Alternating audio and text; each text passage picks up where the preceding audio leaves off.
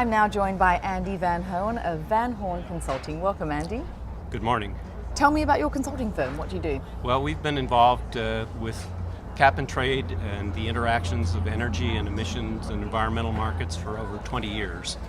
And I personally have been involved in the design of the SO2 cap and trade market in this country and advising clients. I helped them set the price of the first trade back in 1992. And now, of course, we have a problem with global warming, which is pretty ideally suited to an approach that cap and trade can bring to it. You've been a pioneer, 20 years, that's quite a long time. You know, the common conception is that it's such a new industry, really just coming to light the last 5 years or so. Well, that's right, and you know, there's lots of instant experts, and there are, however, lessons to be learned. I think the European Union Emission Trading Scheme has provided us with some interesting lessons, and it has been successful. And when we design the market here in the United States, it's very important that we be compatible with them, but that we also develop programs, for example, for offsets that are verifiable and that can continue to support a global approach to reducing emissions. What is the reach of it in the US currently? I know we're way behind Europe. Well, we're not that far behind. I mean, clearly we do not, in states like California, we have AB 32, which will lead to reductions in carbon, but obviously because the size of California's emissions is much smaller, we need to bring in the entire United States into a national program, and current legislation has passed the House with the Waxman-Markey bill, and the Senate, Kerry Boxer has just come out with their proposed bill. So there's a process that needs to be done, and in the case of the SO2 cap and trade program, it took 13 years to put together that program in a way that there was a consensus.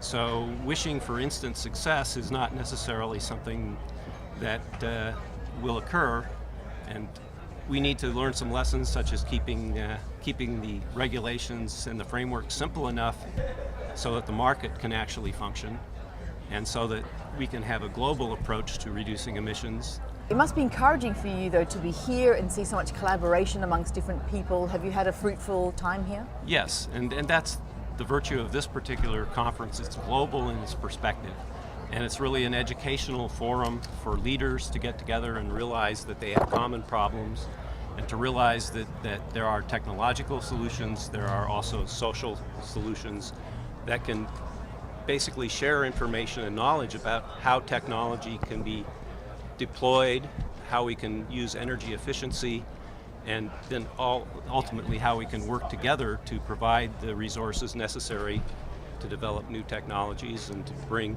the kinds of carbon reductions that we will need to avoid some of the problems that global warming brings.